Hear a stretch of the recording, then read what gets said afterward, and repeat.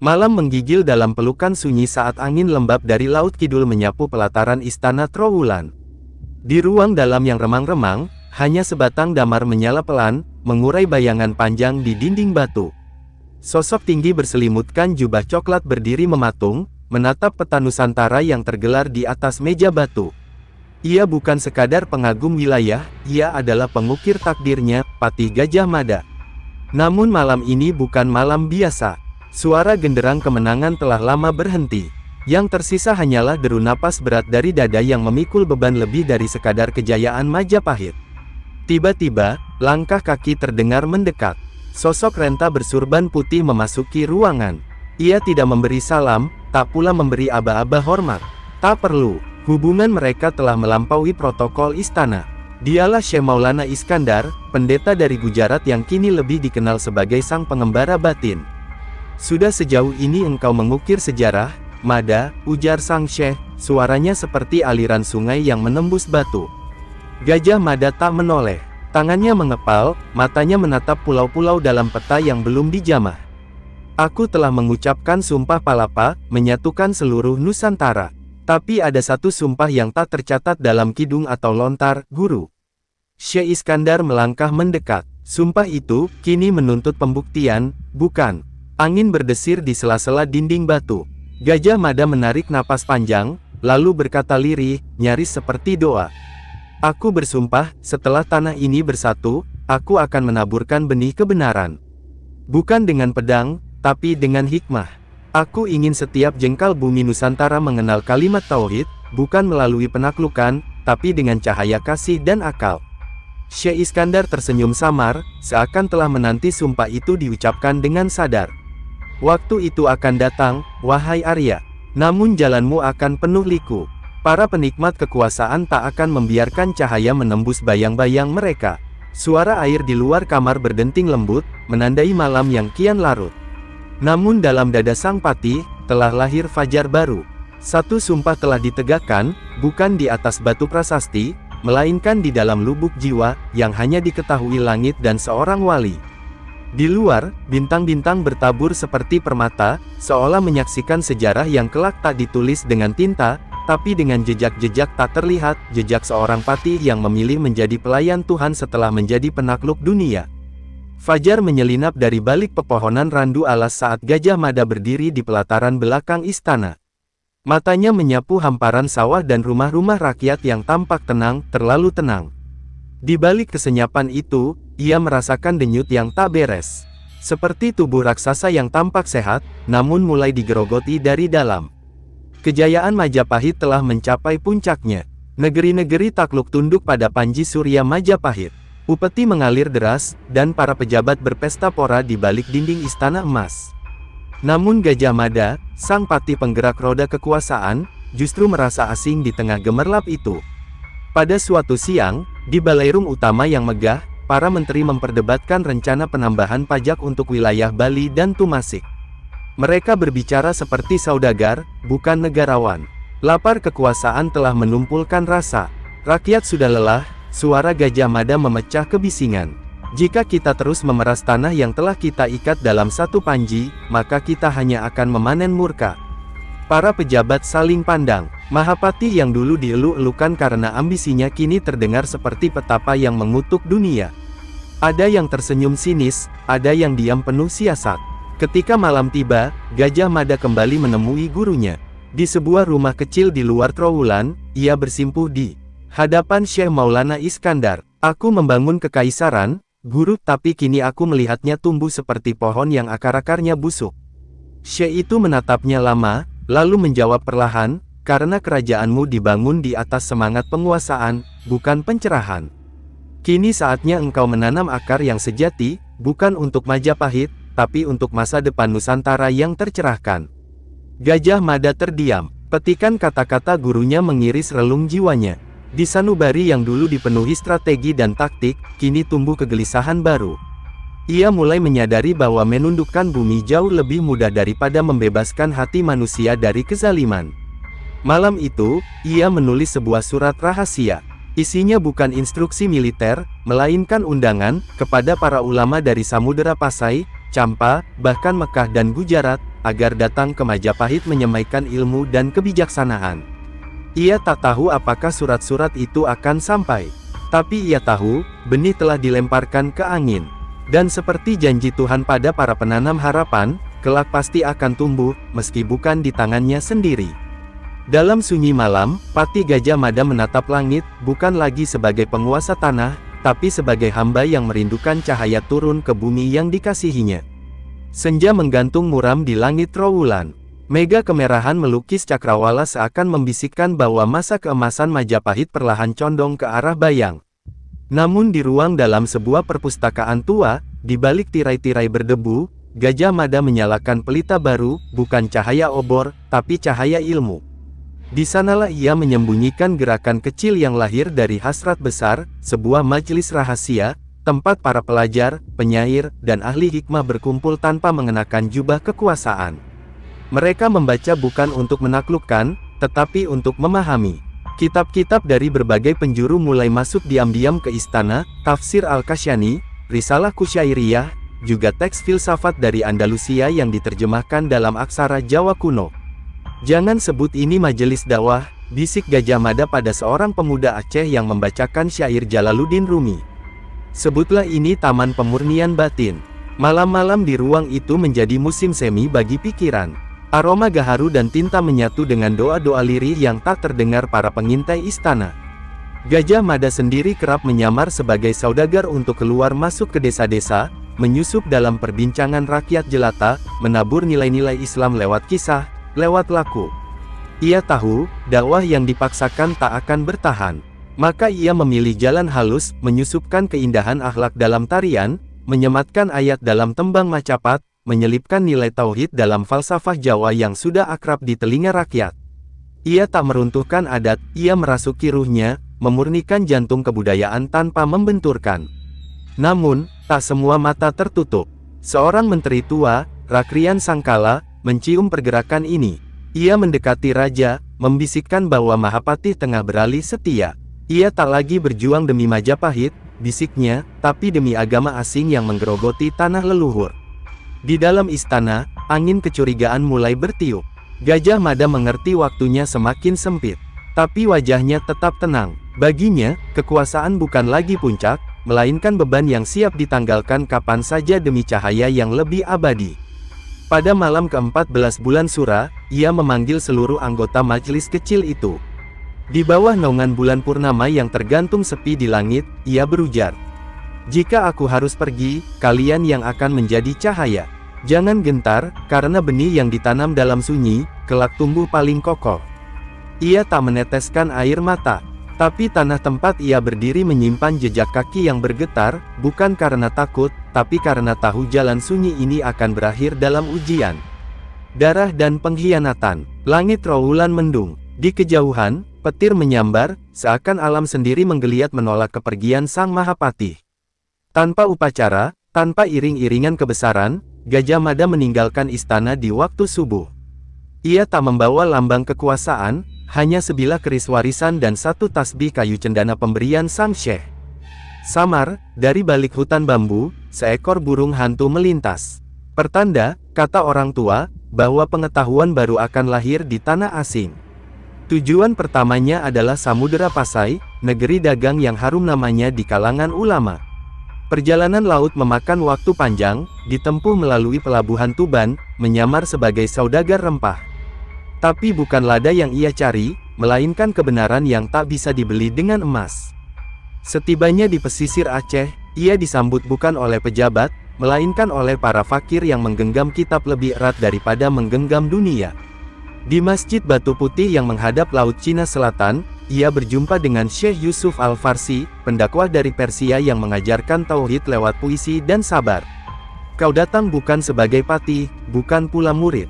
Kau datang sebagai saudara yang mencari jalan pulang," ujar sang syekh, menatap dalam sorot mata Gajah Mada yang tak lagi bersinar karena ambisi, tapi oleh rindu yang membakar, rindu pada Tuhan. Hari-hari berlalu dalam kesunyian yang penuh makna. Ia belajar menghafal ayat, bukan untuk dipamerkan, tapi untuk mengukirnya ke dalam akhlak. Ia menimba ilmu dari para sufi, mendengarkan kisah-kisah nabi, dan mulai melihat dunia tidak sebagai peta kekuasaan, melainkan ladang jiwa yang menunggu panen cahaya. Dari Pasai, ia menyeberang ke Palembang, lalu ke Campa, menyambung silaturahmi dengan para saudara seiman yang menyebar seperti titik-titik cahaya dalam malam kelam. Di setiap tempat, ia meninggalkan satu jejak, pesan tentang Islam yang datang bukan untuk merobohkan, melainkan untuk menghidupkan kembali makna yang terlupa. Namun di setiap pelabuhan, kabar tentangnya terus mengalir balik ke Majapahit. Para pejabat mulai bertanya, apa yang dicari Gajah Mada di negeri-negeri Islam? Apa yang ia rencanakan? Di Trowulan, bayang-bayang tuduhan mulai mengerumuni namanya. Ia telah berkhianat, ujar Rakrian Sangkala di hadapan raja. Ia tinggalkan kita untuk mencium kaki para mulah. Tapi Gajah Mada tak gentar. Di suatu malam di tepi Sungai Musi, di bawah langit berhiaskan gugusan bintang yang agung, ia menulis surat terakhir kepada gurunya, Syekh Maulana Iskandar. Guru, aku tak lagi mencari kejayaan. Aku mencari wajah Tuhan di mata kaum yang tak dikenal, di pasar, di pesantren, di pelabuhan. Aku kini bukan siapa-siapa, dan karena itu aku lebih bebas dari sebelumnya. Aku hanya ingin jadi angin yang meniupkan cahaya ke setiap celah Nusantara. Surat itu tak pernah sampai. Tapi kalimatnya menyeberang lebih jauh dari kapal manapun, karena takdir sedang merenda sesuatu yang lebih besar, sebuah kebangkitan yang tak bergantung pada nama besar, melainkan pada kemurnian niat. Kabut menggantung di atas sawah-sawah Trowulan. Udara pagi yang biasanya bersahabat kini terasa seperti tirai yang menyembunyikan sesuatu. Di dalam keraton, pertemuan rahasia berlangsung tanpa upacara, tanpa sorak. Wajah-wajah tua yang dulu bersujud di hadapan Gajah Mada kini duduk tegak, penuh curiga, membisikkan satu nama dengan nada dingin, pengkhianat. Rakrian Sangkala, si lidah licin, telah menghasut raja dan dewan bahwa Sang Mahapatih telah membelot. Bahwa jejaknya di negeri-negeri Islam bukanlah dakwah, melainkan konspirasi untuk menggulingkan kekuasaan Hindu-Buddha yang menjadi tulang punggung Majapahit. Dulu ia menyatukan tanah ini dengan pedang, ujar Sangkala lantang, sekarang ia ingin memecahnya dengan kitab. Raja Hayam Wuruk, yang hatinya digelayuti kesetiaan masa lalu dan tekanan istana hari ini, terdiam. Di satu sisi, ia mengenang Gajah Mada sebagai pelindung negeri, di sisi lain, desakan politik dan bisikan para pendeta menuntut tindakan tegas. Perintah rahasia pun dikeluarkan, tangkap Gajah Mada hidup atau mati. Di seberang laut, angin mulai berubah arah. Di Palembang, Gajah Mada sedang menyampaikan hikmah kepada sekelompok saudagar dan nelayan. Ia menjelaskan makna keikhlasan dengan perumpamaan air yang selalu mencari tempat paling rendah, namun paling dibutuhkan oleh kehidupan. Tiba-tiba, seorang utusan dari tanah Jawa tiba dengan napas tersengal. Mata pemuda itu merah, tangannya menggenggam gulungan kain berisi pesan sandi dari bekas prajurit Majapahit yang masih setia. Isinya hanya satu kalimat, kepalamu kini dinilai lebih mahal dari seluruh upeti Bali. Gajah Mada tak gentar, namun ia tahu, waktunya menyusup ke dalam kembali telah tiba. Bukan untuk melawan dengan senjata, tapi untuk meluruskan yang bengkok sebelum semuanya runtuh. Diam-diam, ia berlayar pulang. Ia tak lagi disambut megah. Tak ada pasukan, tak ada panji. Ia masuk lewat jalur Sungai Brantas, menyamar sebagai tabib, lalu menyusup ke desa-desa sekitar Trowulan, menyulut obor di tengah rakyat kecil yang mulai muak pada kerakusan istana. Satu demi satu, para pemuda berkumpul. Bukan dalam formasi perang, tapi dalam halaqah ilmu. Mereka bukan pasukan, tapi murid. Dan dari tangan-tangan mereka, risalah-risalah kecil tersebar, ajaran Islam yang merangkul, bukan memukul. Sementara itu, di dalam istana, kegelisahan membesar. Setiap pasar mulai membicarakan tauhid. Setiap tembang rakyat menyelipkan pesan tentang keadilan. Tangan-tangan istana yang dulu menggenggam dunia, kini merasa kehilangan kendali. Mereka tahu, musuh mereka bukan Gajah Mada Sang Patih, tapi ide yang ia bawa, ide tentang Tuhan yang esa, tentang penguasa yang harus melayani, bukan dilayani, tentang kekuasaan yang harus tunduk pada moral, bukan sebaliknya. Dan ide itu, seperti air, telah masuk ke celah-celah paling kecil, tak bisa dihentikan dengan pedang. Di malam terakhir bulan, Gajah Mada berdiri di lereng Gunung Penanggungan. Di belakangnya, para pengikut duduk melingkar, membawa kitab dan lentera. Di depannya, gemerlap Trowulan tampak seperti mimpi masa lalu yang kini telah berubah menjadi bayang. Jika aku harus mati, ujarnya pelan, maka biarlah aku mati bukan sebagai penakluk, tapi sebagai penunjuk arah. Karena kekuasaan akan hilang, tapi cahaya akan menemukan jalannya sendiri. Langit di atasnya gelap, tapi di hati mereka yang mendengarnya, telah menyala terang yang tak bisa dipadamkan. Fajar belum menyentuh tanah Trowulan ketika suara denting gamelan bergema aneh, bukan dalam irama perayaan, tapi seperti bisikan kematian. Di balik dinding keraton, Raja Hayam Wuruk duduk gelisah. Setiap langkah penjaga terdengar seperti derap ajal. Istana tak lagi menjadi singgasana kebesaran, melainkan sangkar emas yang menyimpan ketakutan. Laporan demi laporan berdatangan. Di desa-desa, rakyat mulai meninggalkan sembah-sembah pada arca, memilih sujud dalam sunyi. Di pasar-pasar, tembang baru dinyanyikan, tentang keadilan, tentang satu Tuhan, tentang seorang Mahapatih yang kembali tanpa mahkota, tapi membawa cahaya. Rakrian Sangkala membakar amarah, ini bukan sekadar pemberontakan. Ini revolusi keyakinan. Pasukan dikirim, tapi mereka bukan menghadapi barisan bersenjata. Mereka mendapati ibu-ibu mengajarkan huruf Arab kepada anak-anak, para petani yang mengganti mantra dengan doa, dan para pemuda yang menyebarkan ilmu dengan senyuman. Perang tak bisa dimulai jika tak ada musuh yang mengangkat senjata. Namun dendam kekuasaan buta, maka malam itu, Trowulan memerintahkan eksekusi diam-diam. Gajah Mada harus dihabisi, tanpa pengadilan, tanpa peringatan. Di lereng Gunung Lawu, di sebuah padepokan tua, Gajah Mada bersujud dalam sepi. Ia tahu mereka akan datang. Tapi ia tak lari, ia sudah memilih jalan sunyi, dan kesunyian itu kini akan menjemputnya. Tengah malam, 5 pembunuh bayaran menyelinap ke biliknya. Tapi di sana, mereka tak menemukan musuh. Hanya seorang lelaki tua, duduk dalam zikir. Matanya memancarkan damai yang tak bisa ditusuk. Salah satu dari mereka, anak muda berpakaian hitam, mendekat dengan pedang terhunus. Tapi tangannya gemetar. Tatapan Gajah Mada menembus dadanya, seolah berkata tanpa suara, "Kau bisa membunuhku, tapi kau tak akan bisa membunuh kebenaran yang sudah tumbuh di sekelilingmu." Anak muda itu menangis. Ia menjatuhkan pedang, lalu bersujud di hadapan orang yang semula ia incar.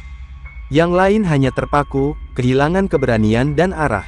Malam itu, tak ada darah tertumpah. Tapi sesuatu jauh lebih besar telah roboh, ketakutan.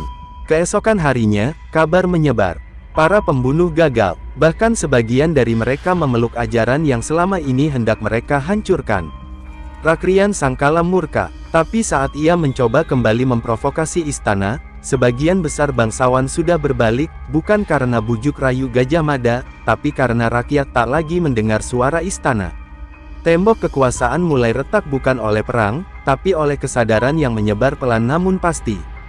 Dalam diam, Gajah Mada menulis pada seorang muridnya, "Jangan takut pada tembok yang tinggi, karena satu tetes air, jika terus menetes, bisa meruntuhkan batu paling kokoh. Kita bukan datang untuk menggulingkan, tapi untuk membangunkan nurani." Dan memang, hari itu Majapahit tak runtuh oleh pedang, tapi oleh jiwa-jiwa yang tercerahkan, yang tak bisa lagi diperintah tanpa kebenaran. Kabut turun tebal di atas lereng Gunung Wilis. Suara dedaunan berbisik pelan seperti sedang melantunkan ratapan. Di dalam gubuk kecil beratap ijuk, Gajah Mada duduk bersila, tubuhnya kian renta, namun sorot matanya masih menyala seperti pelita terakhir yang menolak padam. Ia tak lagi disebut Mahapatih, tak lagi dimuliakan sebagai tokoh kerajaan. Ia kini hanya Kiai Mada, guru tua yang tak dikenal sejarah, tapi dikenang oleh langit. Hari-hari dijalani dalam sunyi, tapi sunyi itu bukan kesepian. Ia ditemani anak-anak muda yang datang dari berbagai penjuru, Malaka, Banjarmasin, Bugis, bahkan dari Nusa Tenggara. Mereka datang bukan mencari gelar, melainkan makna. Disitulah, tanpa catatan resmi, Gajah Mada mewariskan risalah terakhirnya, Islam yang melembutkan, bukan menguasai. Bukan khutbah yang ia sampaikan, tapi kisah-kisah yang menembus relung jiwa. Tentang pohon yang rela ditebang demi kehidupan, tentang air yang tak menolak kotoran tapi tetap memurnikan, tentang nabi yang menang bukan karena kekuatan, melainkan karena kasih.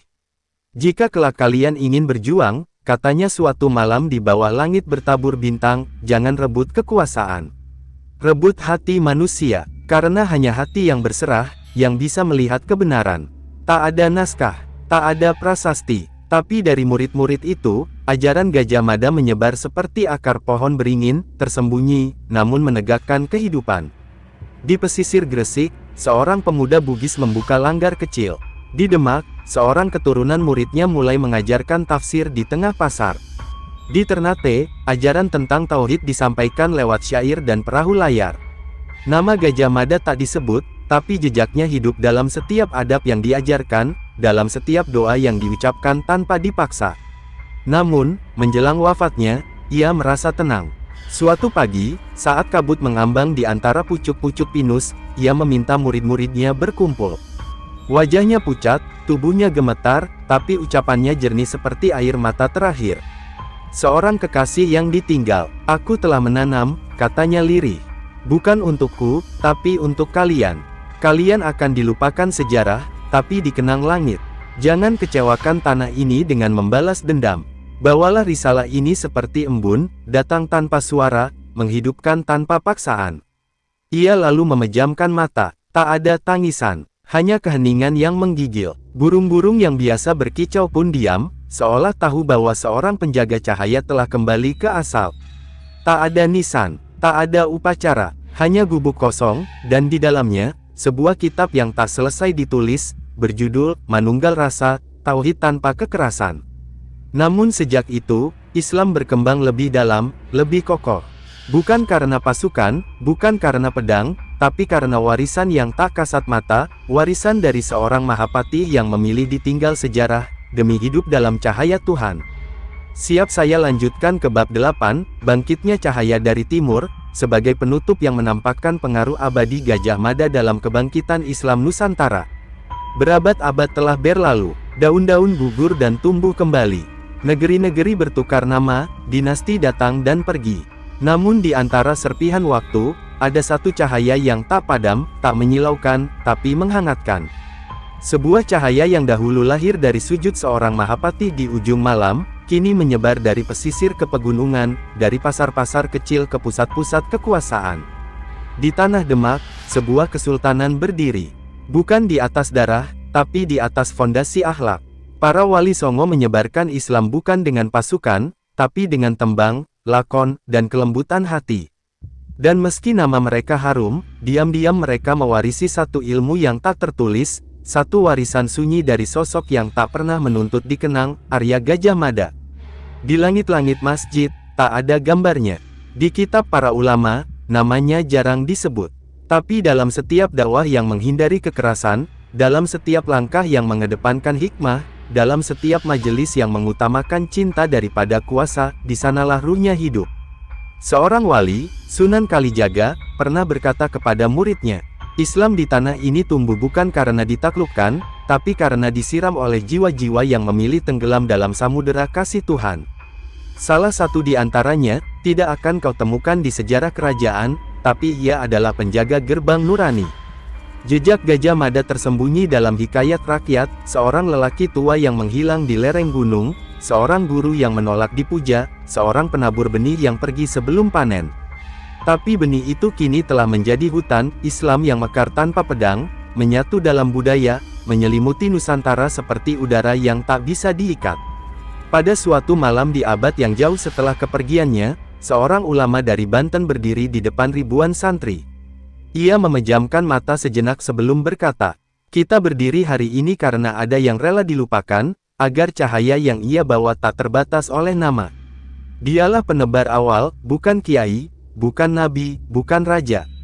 Hanya seorang hamba yang memilih Islam sebagai jalan pulang. Dan malam itu, di antara bintang-bintang yang bersinar di langit Nusantara, satu bintang tampak lebih terang dari biasanya. Tak bernama, tapi terang itu berasal dari timur.